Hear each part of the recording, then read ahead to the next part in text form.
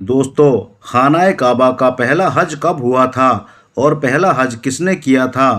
جب حضرت ابراہیم علیہ السلام کو حکم الہی ہوا کہ مکہ کی طرف جاؤ تو آپ حضرت ہاجرہ اور حضرت اسماعیل علیہ السلام کو لے کر روانہ ہو گئے اور اس مقام پر پہنچے جہاں اب مکہ موجود ہے۔ اس وقت یہاں نہ کوئی عمارت تھی، نہ پانی تھا اور نہ ہی یہاں کوئی رہتا تھا۔ درختوں کے نام پر صرف ببول وغیرہ کی جھاڑیاں ہی موجود تھیں۔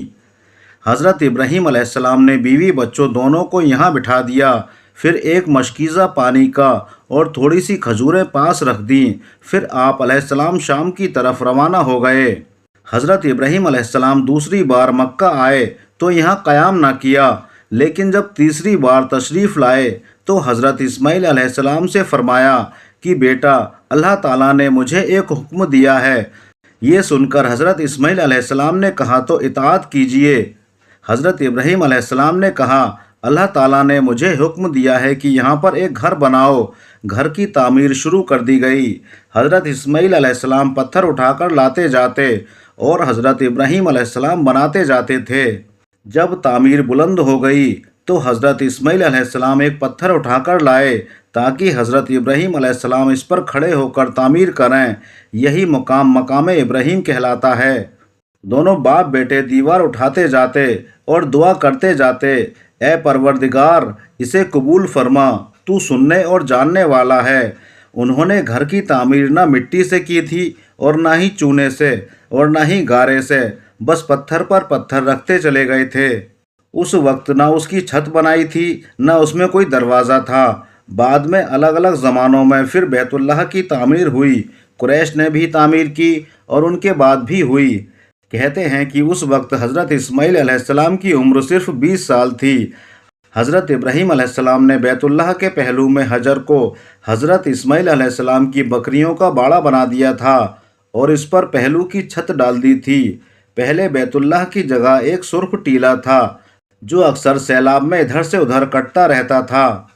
اب جب ابراہیم علیہ السلام خانہ کعبہ کی تعمیر سے فارغ ہوئے تو حضرت اسماعیل علیہ السلام سے ایک ایسا پتھر لانے کو کہا جو طواف شروع کرنے کے لیے نشانی کے طور پر استعمال ہو سکے۔ یہ پتھر حضرت جبرائیل علیہ السلام ابو قویس کی پہاڑی سے لائے۔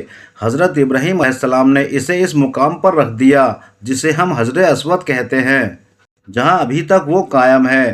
روایت میں آتا ہے کہ یہ حجر اسود پہلے بہت زیادہ روشن تھا، پھر لوگوں کے گناہوں سے چھوتے چھوتے اس کا رنگ کالا ہو گیا۔ حضرت جبرائیل علیہ السلام نے انہیں تمام مقامات دکھائے اور پھر اللہ تعالیٰ نے حکم دیا کہ لوگوں کو حج کے لیے پکارو۔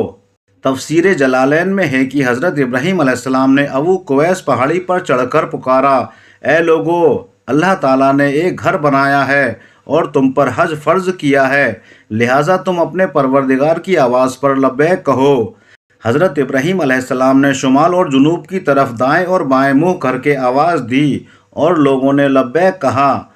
طاہر الکروی، جن کی اس کتاب کو عبدالصمد سارن نے اردو میں منتقل کیا ہے، لکھتے ہیں کہ حضرت عباس کی روایت کے مطابق رسول اللہ صلی اللہ علیہ وسلم نے فرمایا، اللہ کے اس گھر پر ہر دن میں اللہ کی طرف سے 120 رحمتیں نازل ہوتی ہیں، 60 طواف کرنے والوں کے لیے، 40 نمازیوں کے لیے اور 20 اللہ کے گھر کو دیکھنے والوں کے لیے۔ حضرت حسان بن عطیہ فرماتے ہیں کہ ہم نے رسول اللہ صلی اللہ علیہ وسلم کے اس قول پر غور کیا، معلوم ہوا کہ یہ سب رحمتیں در حقیقت طواف کرنے والوں کے لیے ہیں کہ وہ طواف کرتا ہے، نماز بھی پڑھتا ہے اور کعبہ کی طرف بھی دیکھتا ہے۔ کسی نے کیا ہی اچھا کہا ہے، خانہ کعبہ میں طرح طرح کی فضیلتیں ہیں، گھر والا ہی انہیں جانتا ہے۔ تو جو کوئی یہاں اپنی خطاؤں سے ڈر کر آیا، اللہ تعالیٰ اس کی حفاظت کرتا ہے۔ طاہر الکروی لکھتے ہیں، خانہ کعبہ 11 بار تعمیر ہوا۔ سب سے پہلے حضرت آدم علیہ السلام نے بنایا، تو انسانوں میں سب سے پہلے حضرت آدم علیہ السلام نے اس کی تعمیر کی تھی، اور انسانوں میں سب سے پہلے حضرت آدم علیہ السلام نے ہی حج کیا تھا۔ پھر شیش علیہ السلام نے بنایا، اس کے بعد ابراہیم علیہ السلام نے تعمیر کیا، عمالقہ نے بنایا، جرہم نے تعمیر کیا، کسی نے تعمیر کیا، قریش نے بنایا، عبداللہ بن زبیر رضی اللہ تعالیٰ عنہ نے تعمیر کیا، حجاج بن یوسف نے بنایا، پھر سلطان مراد نے بنایا جو کہ آل عثمان میں سے تھا، قریش کی جانب سے تعمیر رسول اللہ صلی اللہ علیہ وسلم کے زمانے میں ہوئی تھی۔ قریش نے تعمیر کے لیے جو حلال مال جمع کیا تھا وہ کافی نہیں تھا، اسی لیے حجر کی طرف 6 ہاتھ ایک بالشت کی جگہ کم کر دی گئی تھی۔ حجر کے پیچھے ایک چھوٹی سی گول دیوار بنا دی گئی تھی تاکہ لوگ اس کے باہر طواف کریں۔ کعبہ کے اندر انہوں نے 2 صفوں میں 6 ستون رکھے تھے جس پر چھت قائم تھی۔ اس سے پہلے کعبہ پر چھت نہیں تھی، دروازہ ایک رکھا، چھت کی بلندی 18 ہاتھ تھی۔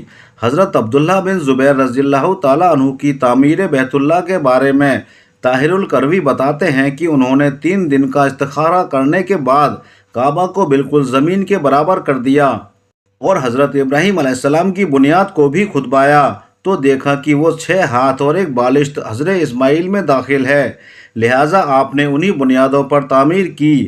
ایسا انہوں نے حضرت عائشہ صدیقہ رضی اللہ تعالیٰ عنہ کی ایک حدیث کی بنا پر کیا تھا۔ حضرت زبیر رضی اللہ تعالیٰ عنہ نے کعبہ کی بلندی 27 ہاتھ رکھی تھی تاکہ عرش کے مناسب ہو جائے۔ ایک دروازہ داخلے کے لیے اور ایک باہر جانے کے لیے بنایا تھا۔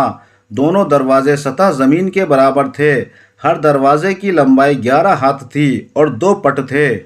آپ نے کعبہ کے 4 ستون بنائے۔ آپ کے زمانے میں یہ چاروں ستون چومے جاتے تھے۔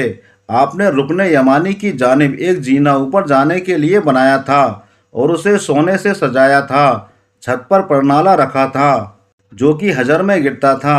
جس دن کعبہ شریف کی تعمیر مکمل ہوئی وہ دن عجیب تھا۔ اس دن بہت سے غلام آزاد کیے گئے اور بہت سی بکریاں ذبح کی گئیں۔ حضرت زبیر ننگے پاؤں نکلے۔ آپ کے ساتھ بہت سے قریش بھی ننگے پاؤں تھے، حتیٰ کہ کنم کے مکان پر مسجد عائشہ پہنچے اور عمرہ کا احرام باندھا کہ اللہ نے انہیں ابراہیمی طور پر تعمیر کعبہ کی توفیق عطا کی ہے۔ ابن زبیر کی تعمیر کی وجہ سے یہ تھی کہ ایک شخص نے محاصرے کے زمانے میں مسجد حرام کے کسی خیمے میں آگ جلا دی تھی۔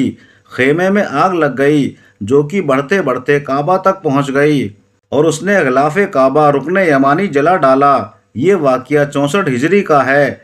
10 سال بعد 74 ہجری میں حجاج بن یوسف نے اس بنا پر کہ ابن زبیر نے کعبہ میں اضافہ کیا ہے اور ایک دروازہ مزید بنا دیا تھا، اسے گرا کر قریش کی تعمیر کے مطابق کر دیا تھا۔ طاہر الکروی لکھتے ہیں کہ خانہ کعبہ کی ہر ایک چیز عبداللہ بن زبیر کی بنائی ہوئی ہے سوائے اس دیوار کے جو حجر میں ہو، وہ حجاج بن یوسف کی بنائی ہوئی ہے۔ اسی طرح مشرق کے دروازے کی چوکھٹ اور اندرونی سیڑھی جو کعبہ کی چھت تک جاتی ہے، عثمانی سلطان مراد راوی کے زمانے میں 19 شعبان 1039 ہجری کو صبح 8 بجے مکہ اور اس کے اطراف میں شدید بارش ہوئی۔ بارش کے بعد سیلاب حرم شریف میں داخل ہو گیا اور کعبہ شریف کے دروازے کی چوکھٹ سے بھی بلند ہو گیا۔ دوسرے دن جمعرات کو عصر کے وقت کعبہ کی شامی دیوار دونوں طرف سے گر گئی اور اس کے ساتھ مشرق کی دیوار کا کچھ حصہ بھی مغربی دیوار بھی دونوں طرف سے چھٹے حصے کے باقدر گر گئیں۔ چھت کا کچھ حصہ بھی گر گیا۔ چنانچہ سلطان مراد نے دوبارہ کعبہ کی تعمیر کا حکم دیا۔ 1 سال میں یہ تعمیر مکمل ہوئی، بالکل اسی طرح جس طرح حجاج بن یوسف نے بنوایا تھا۔ سلطان مراد کی تعمیر ہمارے اس دور تک باقی ہے۔ دعا ہے کہ اے رب کریم مولا تمام امت مسلمہ کو حج جیسے عظیم فریضہ ادا کرنے کی توفیق عطا فرمائے، آمین یا رب العالمین۔ دوستو، آج کی یہ ویڈیو آپ کو کیسی لگی ہمیں کومنٹس کر کے ضرور بتائیے گا۔